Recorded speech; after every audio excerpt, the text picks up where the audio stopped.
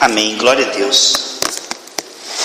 Queridos, Filipenses capítulo 3, versículo 1, diz assim, Filipenses 3, 1: Resta, irmãos meus, que vos regozijeis no Senhor. Não me aborreço de escrever-vos as mesmas coisas, e a segurança para vós. Sente-se, por gentileza. Ele está dizendo: eu não me canso de repetir, porque isso vai ser muito útil e vai ajudar vocês. Eu não me canso de dizer várias vezes, porque isso é algo que vai ser muito benéfico para vocês. Alegres, regozijar. A palavra regozijar significa decidir se alegrar apesar das circunstâncias. Não é ser fingido. Como é que eu decido me alegrar se as circunstâncias todas cooperam para eu estar triste? Quando você decide se alegrar, Deus confirma e muda os seus sentimentos. Ele confirma a sua fé. Ele vai mudando os sentimentos gradativamente. Paulo podia estar na prisão dizendo assim: eu vou esperar os guardas saírem para me lamentar, cantar a canção do coitadinho de mim.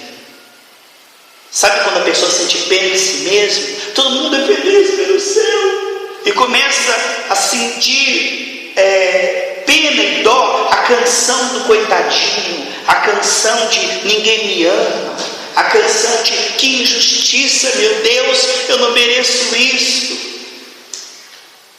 Esta é uma atitude carnal, é deixar com que as suas emoções carnais prevaleçam contra ti. A Bíblia diz assim, lá em Deuteronômio: se você ouvir a minha voz, eu vou te fazer por cabeça e não por cauda. Você estará sempre em cima e nunca embaixo. Quando Pedro estava no barco e o barco estava quase naufragando, ele disse: Jesus, se és tu, mande-me ir sobre as águas. E ele andou sobre as águas. A Bíblia diz em Efésios 1, 23 e 24, que Jesus nos colocou como igreja acima de todos os principados e potestades. A graça nos coloca acima das circunstâncias. Eu sei que isto, para quem não tem o Espírito Santo, parece loucura e até mesmo absurdo. Que nós podemos nos alegrar mesmo em situações em que a nossa carne está triste. Que Deus nos coloca acima desse cativeiro, que Deus nos dá a condição de termos paz em todo o trajeto. Até ele diz lá em João 16, 22, eu vou te dar uma alegria que ninguém pode tirar. Vou te dar uma alegria que ninguém pode tirar. O que nós vemos é que muitas pessoas não sabem reagir e deixam que as suas emoções carnais prevaleçam sobre a sua condição nova. Agora, Deus seria injusto e cruel se pedíssemos para nós nos alegrarmos e isso fosse impossível. Ele seria cruel se ele dissesse para uma igreja primitiva que estava sendo perseguida, torturada e morta, que estivesse louvando o Senhor em todo o tempo.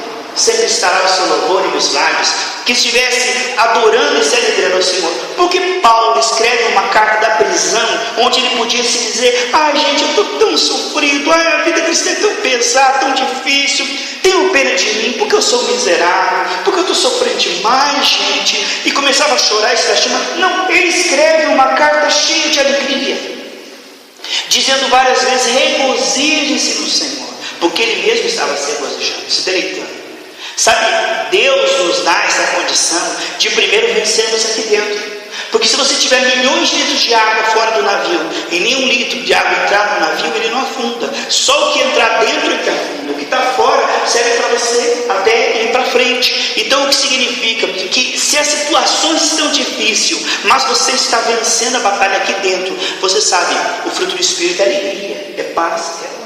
Se você está passando por tudo isso e consegue liberar o fruto do Espírito, a alegria, a paz e o amor, você tem fé. E tendo fé, as situações depois vão se dobrar e vão se sujeitar à palavra de Deus, através da sua perseverança. Agora, uma pessoa que é detonada por dentro, como é que ela vai sarar por fora? Como é que ela vai vencer por fora se ali dentro ela está desmotivada, desanimada, derrotada e infeliz? Como é que eu vou orar diante de Deus como um coitadinho, se é a oração da fé que Ele vai responder? Aí o que nós vemos é que muitos cristãos pensam que é espiritual a falsa humildade. A falsa humildade é a oração assim: ai meu Deus, se o Senhor não agir agora, eu estou desesperado. Se o Senhor não agir agora, meu pai, eu vou morrer porque eu não aguento mais. Isso não é oração. Você está desdenhando do Espírito Santo Consolador que foi te dado a condição de orar com fé. Porque Deus, diz o Salmo 82, que Ele está na congregação dos poderosos. A Bíblia diz em Joel 3,10: digo fraco, eu sou forte. Então, quando uma pessoa, você vê uma pessoa, você fala assim, coitadinha dela. Não existe cristão coitadinho. O que existe é cristão que se faz de coitadinho. Porque lá na cruz, Jesus nos fez mais do que vencedores de todas as situações. Nós temos essa condição do fruto do Espírito Santo de sermos sustentados em paz em qualquer circunstância. Não fosse assim, a salvação do Senhor não seria plena e poderosa. Se houvesse situações que esmagassem o crente, que desmotivassem o crente, a Bíblia diz que o justo nunca será abalado. A Bíblia diz que Deus nos manterá em perfeita paz, lá em Isaías 26:3. Aquele cuja mente está firme nas promessas, na presença do Senhor, naquilo que Ele é em Cristo. O fato de não meditarmos adequadamente nessa nova vida que ganhamos e meditarmos muito mais nas injustiças que as pessoas fizeram pelas costas, nos desafios que se levantam, na fraqueza da nossa carne, o fato de estarmos observando as coisas erradas, como Pedro olhou para o vento e afundou. É o foco. Muitas vezes você vê a pessoa está sempre triste, aquele cristão triste, sempre chorando. Mas o fruto do Espírito é paz, alegria e amor. Não digo que você não possa chorar diante do Senhor. Quando a Bíblia diz assim, bem-aventurados que choram por serem consolados, não é chorar por causa dos seus problemas e por estar sendo perseguido, é chorar pelos seus pecados, é chorar porque tem sede de uma comunhão mais profunda com o Senhor. Não é chorar porque, ai meu Deus, porque ninguém me ama, porque eu estou sofrendo, porque eu estou passando essa luta, essa perseguição. Isso não é lágrima de fé, isso é lágrima da carne. E tem muitas pessoas que vivem chorando, mas vivem chorando porque eles estão lamentando a sua própria sorte. Essa é uma lágrima em vão. Essa é uma lágrima que você está deixando com que a sua emoção carnal prevaleça quando te foi dado a condição do Espírito de vencer isso. Você sabe, foi nos dado uma condição de estar acima disso, de passar pelo que passar com paz, com alegria.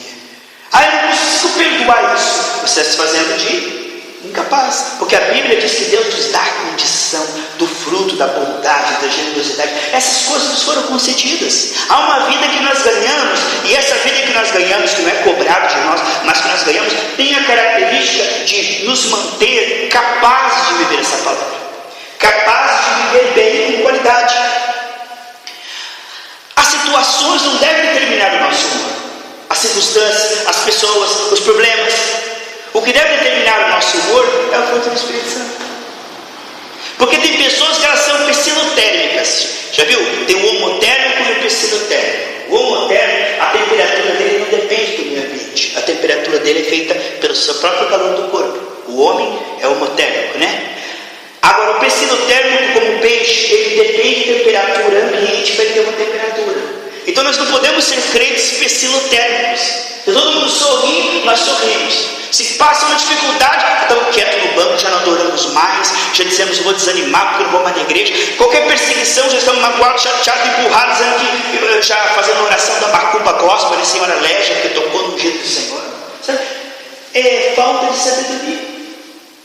Por quê? Porque nos foi concedido viver acima dessa mediocridade. Nos foi concedido, né, como diz aquela história, né, que um ovo de um patinho foi criado junto com os ovos da galinha, foi colocado lá, e ele foi criado ali junto com a galinha. E um dia deu uma vontade nele, ele foi e nadou. E a galinha, você não pode, se você vai na água, você morre, porque você é um pintinho, você não consegue, mas eu sinto que eu consigo. Entendeu? Então, aí, outro também, um ganso que foi criado no meio da galinha. E ele estava ali, e de repente ele falou, apareceu um monte de ganso, falou assim, oi, vamos voar. Ele falou, não posso, eu sou filhote de galinha. Não, você é ganso, você pode voar sim, então vou explicar para você. Você está enganado contra a tua natureza, você é um ganso. E quando ele foi voar, mas depois você não pode. Ele falou, eu posso. Então tem muita gente, você não pode, você não consegue, a tua carne diz, as situações dizem. sabe tudo, mas a Bíblia diz que você pode voar, que você pode entrar no oceano e não se afogar, que você tem uma nova natureza. Antigamente você não tinha essa natureza, mas lá em 2 Pedro capítulo 1, do 3 ao 5, diz que nós recebemos uma nova natureza. E essa nova natureza nos dá o fruto do Espírito, uma condição sobrenatural, que não vem por esforço. É uma nova vida que nós ganhamos, a qual, se nós tomamos isso e aplicamos, nós reinamos em vida, diz Romanos 5,17. Então há uma vida que não é gerada pelo esforço e boa vontade, mas é uma vida que nós ganhamos. Temos que compreender o que é o Novo Testamento. O Novo Testamento é o seguinte: quando uma velhota rica morre, ela lutou muito, ela trabalhou, ela ralou, e ela pega e faz um testamento. Meu carro vai para tal, minha casa deixa para tal. Testamento é aquilo que a pessoa, antes de morrer, ela lembra dos seus queridos e ela coloca no papel um documento que ninguém pode alterar, um documento onde ela repassa tudo que ela ralou, suou e trabalhou e dá para as pessoas de graça. As pessoas não têm que fazer nada para receber aquilo, elas recebem de graça. Ela trabalhou e fez e adquiriu aquilo, mas quem vai receber só se conquistou aquela pessoa. Se ela gosta, ela pega e dá de graça. Então a Bíblia diz que tudo que nós temos, nós recebemos porque Jesus na cruz pagou com o seu sangue. Não é pelos nossos méritos que nós vamos para o céu, não é pelas nossas boas obras. Nós vamos para o céu por causa do Novo Testamento. É aquilo que nós ganhamos, porque o nosso irmão mais velho, Jesus, foi para a cruz, morreu e pagou. Como ele pagou, Deus nos concede tudo por causa da obediência de Cristo. E por que ele dá gratuitamente? Porque ele dá, porque a Bíblia diz que a igreja é a noiva de Cristo. Então tudo que é do noivo é repassado. Querido, eu vi um post que falava assim: se você realmente me ama, a moça diz assim, você não vai querer mudar nada em mim, só o meu sobrenome. Não é verdade? Então o que nós vemos é Cristo. Nós éramos João ninguém, hoje nós somos João de Jesus. Nós somos a família de Deus, nós pertencemos ao Senhor Jesus Cristo. Então nós, por pertencermos à família, passamos a adquirir o status de salvo, cidadão do céu, e temos uma herança gratuita pela morte de Jesus, que a principal parte dela é o direito de viver em paz, de amar os nossos inimigos, de conseguir impactar as pessoas com o Evangelho e levá-las à salvação, de conhecer cada vez mais a Deus. Então há uma nova vida proposta que nós vamos compreender, e quando nós compreendemos que nós ganhamos essa vida, Paulo escreve a visão: decidam se alegrar. Se ele diz decidam se alegrar, é porque existe essa capacidade de, estando preso injusto, de você se alegrar. Porque ele não diria decida se alegrar se você não pode se alegrar. Se isso fosse mas eu estou fingindo. Não, você está usando a sua fé. Quando você decide se alegrar, Deus coloca alegria no teu coração, Ele confirma a sua fé, certo? Mas as pessoas, elas são acostumadas. Sabe quando uma pessoa está acostumada a uma coisa, a um estilo de vida escravo, aquele pato que pode voar, mas que durante muito tempo foi galinha. Então ele durante muito tempo foi galinha: não posso, não consigo, não posso. Agora você descobriu que você pode. Então nós não podíamos porque nós não conhecíamos o que nos foi dado gratuitamente. Então nós vivíamos escravos das nossas emoções. Dá vontade de brigar? A gente brigava. Dá vontade de ceder ao pecado? Mas esse sentimento é mais forte que eu, pastor. Eu não quero comover. Sabe como é que é? Eu sou dominado por esse sentimento, essa emoção ruim. Eu não quero ser nervoso, mas eu explodo. Eu não quero safadeza, mas quando eu estou fazendo isso aí porque eu sou fraco, sabe? A carne é fraca. Entende? A pessoa não compreende o recurso que foi agora dado pela presença do Espírito Santo, aonde ele é mais que ela. Antes ela não conseguia, porque ela estava sozinha. Mas agora foi dado a ela, foi concedido a ela a condição de decidir: eu não vou ceder a essa emoção. Essa emoção não é mais forte que a emoção de Deus na minha vida. Eu decido ser feliz. Sabe, amados, tem pessoa que decidiu ser triste. Pode acontecer. Se ela estiver numa mansão, ela está numa mansão triste. Aí ela construiu iate, ela pega o óleo pro iate. A pessoa decidiu ser triste. Nada consola ela, ela está alegrando. Tem pessoa que está escrito na testa dela assim, neon, assim, insatisfeito. Nada tá bom? Nada tá bom. Tá nublado? Ai, que dia feio, tá nublado, né? Tá meio chuviscoso. Aí tá sol. Ai, que sol. Deus, que sol. Se tá um dia de chuva. Ai, essa chuva bem nojo. Como é que vai agradar uma pessoa? Então tem pessoa que tudo ela reclama. Tudo ela reclama. Nada tá bom, nada tá bom, nada tá bom. Mas tem uma pessoa que ela diz assim, eu vou ser feliz, eu vou ser feliz. Ninguém vai decidir o meu dia, ninguém vai tirar o sorriso dos meus lábios. Porque quando você deixa com que a pessoa, não, eu estava bem, olha, eu estava feliz, mas quando aquela pessoa chegou e falou aquilo, ela me destabilizou, ela me irritou, não, você deixou de irritar, você permitiu, porque se aquilo não entrar dentro de você, entra por um e sai pelo outro, você continua sorrindo. A questão é que você, não é que ela te irritou, você se irritou com ela. Você deixou ser vencido pela irritação, quando a Bíblia mostra que você pode ter a irritação embaixo dos seus pés, que foi nos concedido essa condição. Mas a pessoa não sabe. Ela pensa que as emoções são mais fortes ainda. Eram mais fortes, mas agora as nossas emoções não são mais fortes. Elas podem ser controladas pelo Espírito Santo. Mas a pessoa não sabendo que ela ganhou essa nova vida, então o que acontece? Ela deixa com que as situações negativas, as pessoas determinem o humor dela. É o crente precisa. Estava tudo bem, pastor. Mas aquela pessoa, depois que ela gritou comigo, olha, eu não dormi de noite, meu coração disparou, eu tive de se ferir. Uma vez ela conversando com a irmã que é assim, ó. Ela sentava e ouvia a pregação. Pergunta para ela depois da pregação se ela consegue lembrar de uma palavra que foi dita. Não lembra de nada. Tudo que é de Deus entra por aqui, sai por aqui. Esquece. Mas chega uma pessoa e fala mal da família dela. Ela lembra, com 14 dias ela fala com todo mundo, ela não dorme, ela começa a tremer, ela tem desinteria. Por quê? Porque ela guarda no coração aquilo que não é para guardar. A Bíblia diz que guardar no nosso coração o tesouro.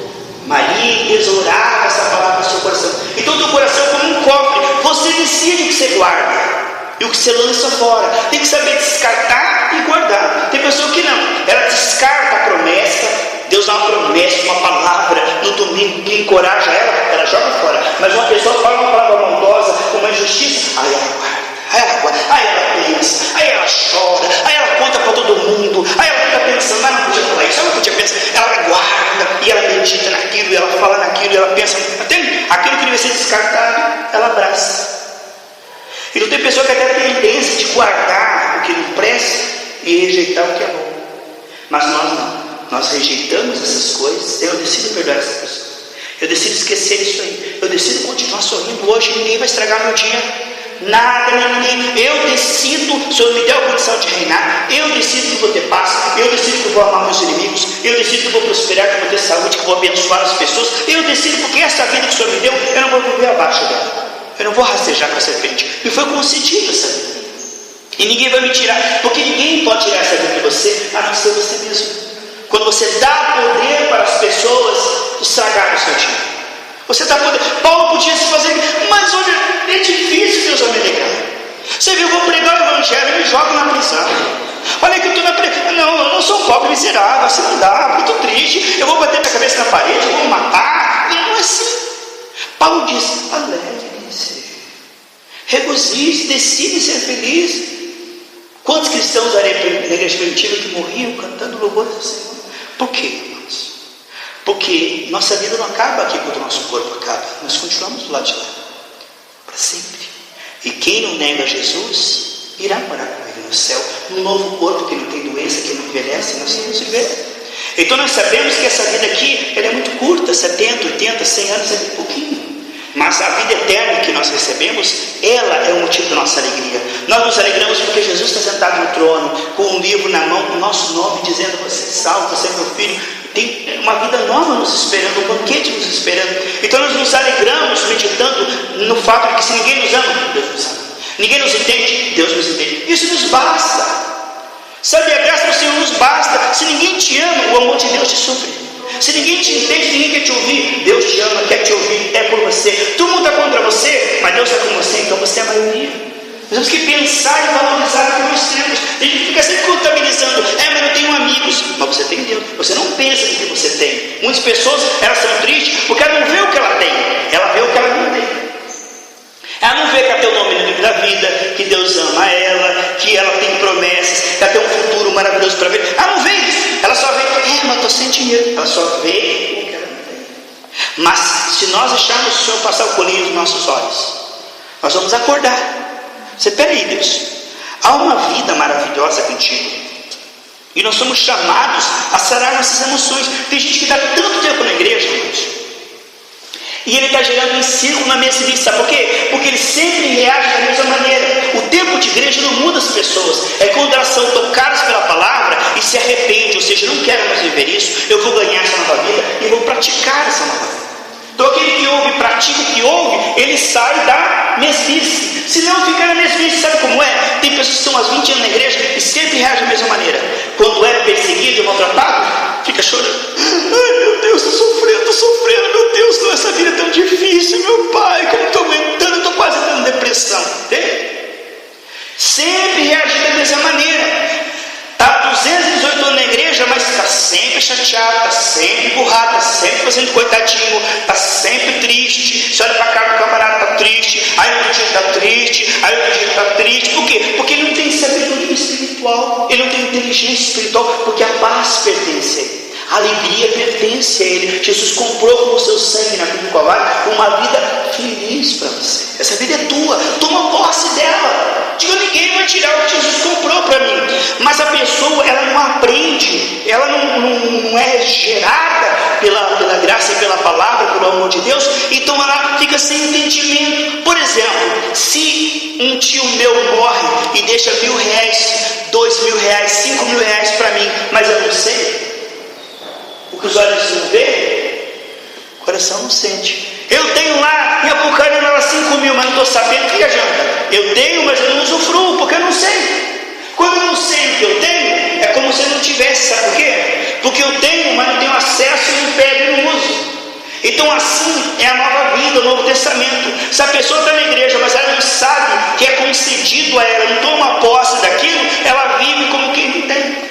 Ela passa a vida inteira se fazendo miserável, quando ela pode se fazer demais que vencedora. Ela vive a vida inteira se fazendo de tristinha, de vitiminha, de coitadinha. Tem dó de mim? Alguém tem dó de mim? Aqui, ó, eu estou chorando. Quem tem dó de mim? Alguém pode me consolar aqui, por favor? Entendeu? Passa a vida inteira reagindo assim. Por quê? Porque não sabe que no Senhor tem consolação para que rios fluam do seu ventre e ela possa consolar as pessoas. Mas ela não sabe. Ela não procura saber. Ela está com os ouvidos tapados, ela só consegue ouvir as injustiças das pessoas, ela só consegue pensar nos problemas da vida, ela só consegue pensar nas suas fraquezas, falhas, o que ela perdeu no passado. Uma vez que eu conversava com uma senhora, ela tinha uns 30 anos de cristã, e toda vez que eu sentava diante dela, ela falava do que ela perdeu.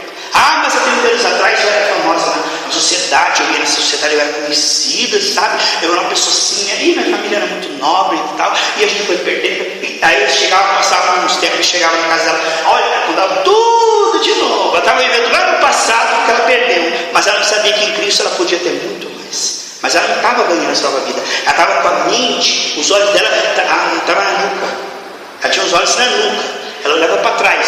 Tem gente que sempre está olhando para trás. Amados, não é para lá que você está indo, para trás não, você está indo para frente.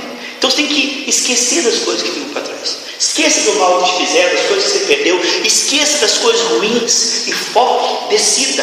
Eu vou focar que Deus é comigo. Eu vou focar que Deus vai me ajudar. Eu vou ajudar as pessoas. Eu vou focar na palavra de Deus, nas promessas de Deus. Entende?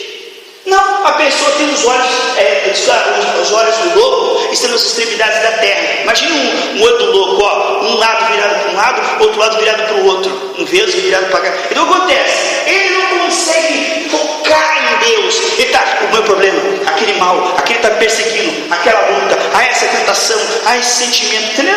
A pessoa não consegue focar.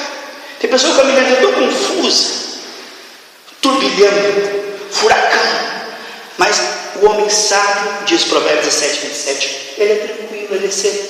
Entende? O que é fé? É você saber que não precisa ter medo de nada, porque Jesus em você é mais que vencedor e te faz mais que vencedor.